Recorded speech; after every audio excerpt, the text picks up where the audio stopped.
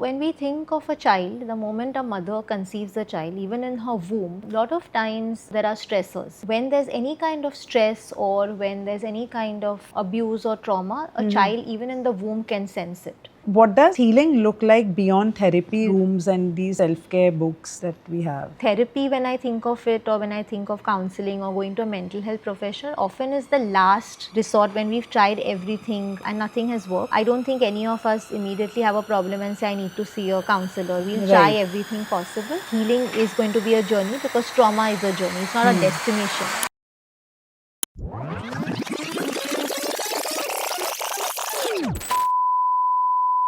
Hi everyone, welcome to the Storyteller Studio. And today we have with us Daisy Daruwala, who is the Director of Mental Health Services at Umeed Child Development Center. Hi Daisy. Hi Poonam, thank you for inviting me to the Storyteller Studio. I'm so excited to be a part of this episode today. We are excited too to have you. Thank you. So Daisy, tell us about your journey, what got you here and what do you exactly do? I think for me, even growing up, I was somebody who sort of really liked to help people. To work with people was something that I chose as a profession, and I've always seen that physical health, the moment we have a headache, we have anything to do with our physical health, we immediately rush to a doctor. But when it comes to mental health, especially in India, there's a lot of taboo, there's a lot of stigma associated with seeking anything that is psychological or mental health related. Right. And I'm a mental health professional. I joined Umeed in 2008. Umeed Child Development Center is an NGO that started by Dr. Vibha Krishnamurthy in 2001. It's a leading NGO in India. We work with children with developmental disabilities, and developmental disabilities are everything ranging from learning disabilities to intellectual disability, autism, all of that. And we sort of have a clinic set up where we have interventions, where we work with children from diverse backgrounds. And we, as a mental health team, we're a team of about 10 people, and we work with children with developmental disabilities where we provide counseling and mental health related support.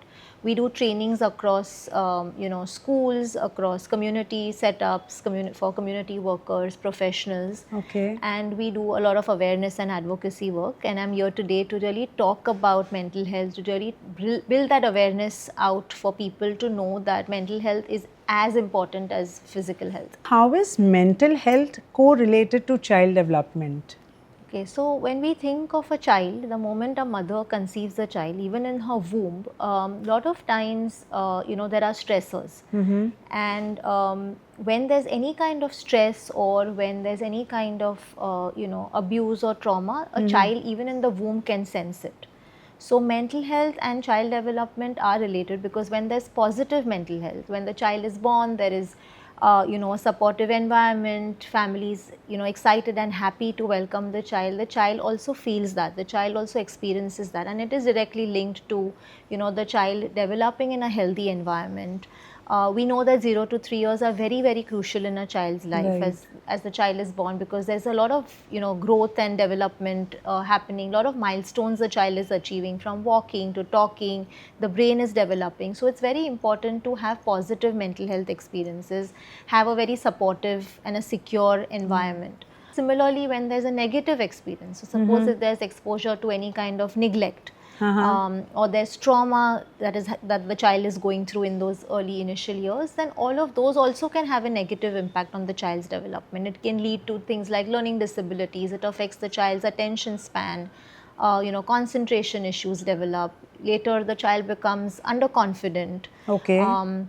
The child can develop, fear, anxiety, because there's constant exposure to that kind of stressors. So mental health and child development, that is how both of them are correlated. What exactly is trauma? When we think of trauma really is something that's very violent or a dangerous or a scary event or an incident that happens in someone's life, and it can have a very sort of overwhelming or long lasting sort of effect on people, right? Because when we experience trauma, it could be anything from abuse, like when we think of childhood trauma, when we think of child abuse, we see that children are all the time being abused, either physically, emotionally, there's sexual abuse. So that could be traumatic. The other example of trauma that is very, very common today is bullying. in schools, in the neighborhoods, we experience simple things from teasing to bullying, which can be very traumatic for Right. kids or for people. And even in the later years, that is something that we see, because trauma is something that has a long lasting effect on us. Even as adults, sometimes we are reliving our trauma.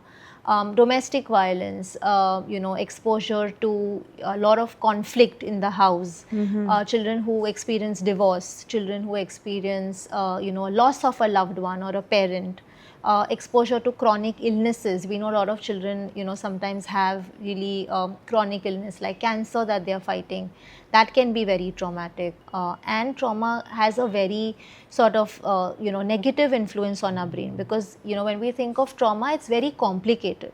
It is a combination of a lot of things that sort of come on the person, which could be physiological, how our genes, how our biological system is made up. That is important to consider. And of course, then the effect it has on people is also something that we have to think of. So does it last longer, like even when they grow big? Yeah, Is it with definitely, them? Poonam. Yeah, definitely. I think trauma, there's a big misconception that it is short-lived, right? Trauma is something that, can, be there even in your adult life. And there are lots of misconceptions around trauma. And when you think of trauma, there is sometimes this thing that, you grow out of it, or, you will sort of heal in a few months, or it'll just go off in a few days. It can have a very long lasting effect because it's so complex, right? It's something that has a long lasting effect on your brain, on your body. So it's something that, of course, with therapy, with the right self-help, self-compassion, and all the resilient factors that are there, or the protective factors that are there in a child's life, which is, like I said, a supportive environment, secure caregivers, just other protective factors like, good access to resources, good education. All of those factors definitely help. But a lot of people, even in adult life, suffer from the effects of trauma. You will see fear, anxiety, depression, long-lasting effects on your work. Sometimes it affects your parenting, your own coping, because there's lack of trust. That probably has happened, where maybe when you think of it as a child, you were abused sexually or physically by a caregiver or by somebody who was very close to you, and there's a breach of boundaries, there's a breach of trust. And when that's happening, it's obvious, right, that it's going to have a long lasting effect, because you will grow up into an adult, not knowing where to draw the line sometimes, what would be your boundaries, or you would not know how to trust people easily. And as parents, you might become very overprotective of your kids, because you don't want them to have the same experience as yours. And a lot of times it will look like it's out of the blue, but most times you have to remember that behaviors don't happen out of the blue. There's always some antecedent, there's always some trigger. We are always responding to something in some way that is not okay for us. Right. And sometimes it might be that, it can be triggered by, like, suppose at 3 or 4, this child has experienced something and it didn't show. But at 8 or 9, maybe he's seeing his friend being bullied. And that is triggering a response where maybe he was shouted at or he was abused. And that's triggering him. Bullying is something that really now it's happening a lot, especially in schools, which kids are really experiencing it. So what's your say on this? School really needs to take a strict action on this, right? Yeah, I think a lot of schools are very inclusive. They are taking a lot of action. There are a lot of anti-bullying policies that the schools are following. I think in all the children's calendars, we see that these anti-bullying policies are being put. There's a lot of awareness that they are doing, across all classes, educating children about, the effects of bullying and how to be more empathetic and, how to be there for each other. But I think it's also an effect of what you are seeing, because a lot of times people who bully have told us that, they have been bullied somewhere. Or they've experienced it or witnessed it somewhere. So even when there is a bully that we see in mental health work, even that is triggered from somewhere. Nobody responds just for the sake of it. Whether it's a bully or a victim or anything, there's always some repressed or childhood trauma or something that even the bully has gone through. Mental health is equally important for the one who's getting bullied and the one who's bullying the child. The bully also and the person who is obviously the target of the bully, so the victim in many ways. I think both. So generally we do address the person who is being bullied, because we feel that there is a psychological effect and a mental health effect on that, because it's seen as trauma. But I'm also saying that the child who is bullying, who is the bully, often gets missed out, and in as the child grows older, can get into more sort of adverse behaviors, because somewhere that bully is also experiencing some trauma. Also, Daisy, what are these common misconceptions that people hold for childhood trauma? I think that's a very interesting question, because when I think of trauma, I think of it as a very complex phenomenon, right? Like I said, it's a combination of so many things, right? And our brains have this chemical called as cortisol, which is released when there's stress. It's like a stress hormone. And the more cortisol gets released in the body, there's more stress. And people who experience trauma, the cortisol levels are really high in the brain. So a lot of times people think that trauma is something that you can just snap out of. Like, today you have experienced it, in a few days, few months, you'll snap out of it. But it's not, right? It's really a journey, because it's not something that you can snap in and out of. It's something that's very long term, and there's a lot of healing that the person has to go through. The other misconception is that it doesn't affect small children.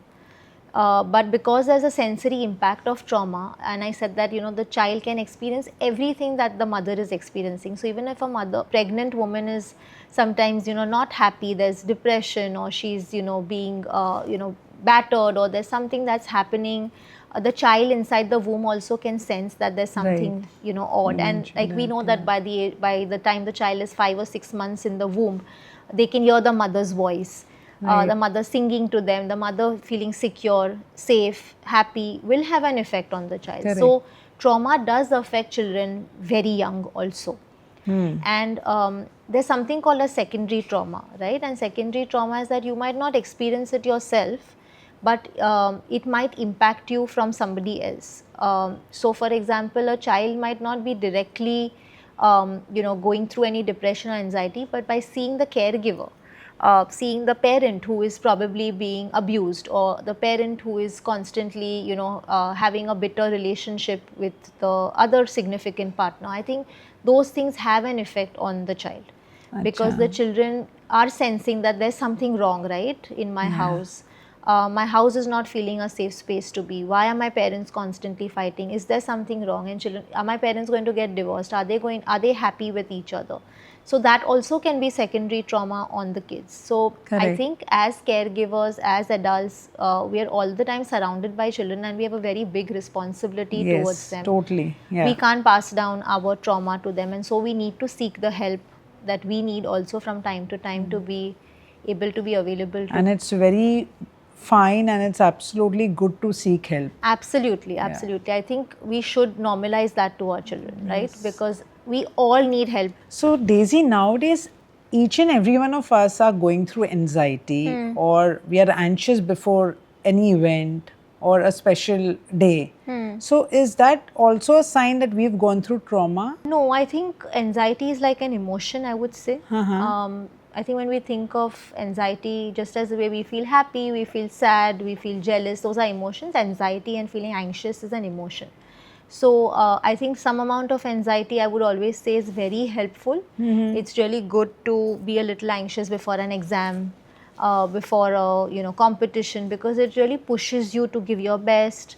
It helps you to put your best foot forward. It helps you to work towards that, because it matters to you. But I think if the anxiety reaches a point where you're so well prepared and you freeze in an exam and you're not able to write even one answer, you've forgotten everything, or you just go to the competition and you can't take part in it, then those would be things that we need to be a little alarmed of, or work with somebody closely, a professional, to address that if it happens repeatedly. So what does healing look like beyond therapy rooms and these self-care books that we have? I think therapy, when I think of it, or when I think of counseling or going to a mental health professional, often is the last resort when we've tried everything and nothing has worked. I don't think any of us immediately have a problem and say, I need to see a counselor. We'll try everything possible. So I think it's very important, like I'm saying, that like healing is going to be a journey, because trauma is a journey. It's not a destination. There's no end to it. So healing also will be many ways a journey, and I think through the journey people try out a lot of different things that work for them. I think the key is self-compassion. Be very patient with yourself. Tell yourself also that it's not going to go overnight. What I've suffered or the Yeah. trauma is going to take time, and I have to give my body, my mind, my brain that time to heal, because I've gone through something so scary, so dangerous, so traumatic. So give yourself time. Time. That's the key. I think be patient with yourself. Some activity that you can take up, which you are very sort of passionate about and you feel you might want to do. It could be journaling. A lot of people write down their Right. thoughts and emotions, so you could journal. You could probably engage in some kind of exercise or sport. You could do dance, meditation, yoga. You could also join a support group. So a lot of people have these spaces called support groups, for people who have experienced or have a similar experience, because you feel validated. You feel like, acha, main akeli nahi hu is safar mein. I'm not the only one.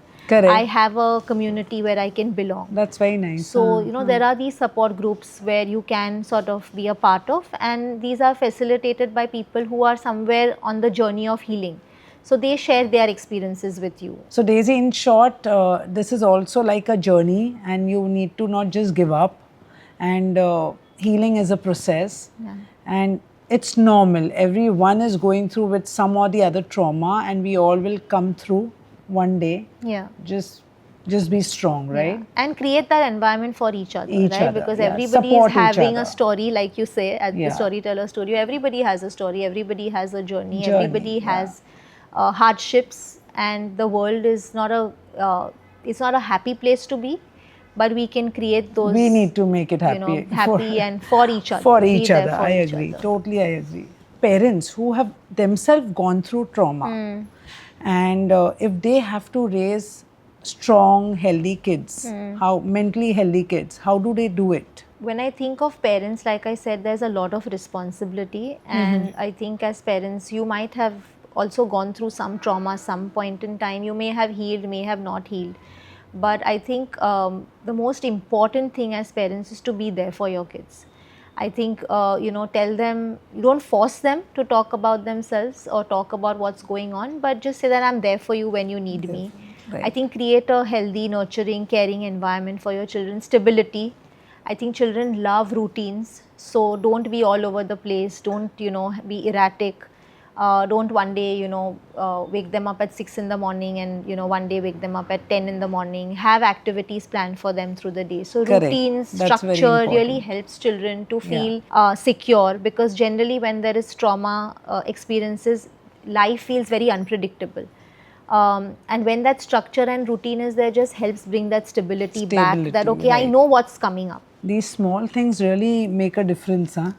Absolutely. The tips that you happen to give Absolutely, us, for yeah. us, And the I parents. have parents who told me that मुझे time नहीं मिलता, but when I'm cooking, I just put my favorite song, and while doing really that, works. it helps. So Yeah, try it and does. multitask, because as Multitask, mothers yeah. we generally have to do a lot of multitasking. Right. So but take time for your own mental health. Mental health. And also communicate. Absolutely. Yeah, that's the key. That's the key. Keep the channels open for your friend, for your child, as much as you can. Yes, I agree. Thank you so much, Daisy. Thank This you. entire session meant so much to us. Thank you so much Thank for you. all the knowledge that you've shared. And thank you for giving this opportunity to talk about mental health, which is such an important, Very important, topic crucial, today. yeah. And I think we're all going through so much, So be much, it yeah. in our own personal lives, with what's happening in society, in the community. So there is nothing wrong. If we can be physically ill, we can also sometimes have some mental health issues as well. Totally agree. Yeah. Thank Poonam. you. Thank you, Daisy.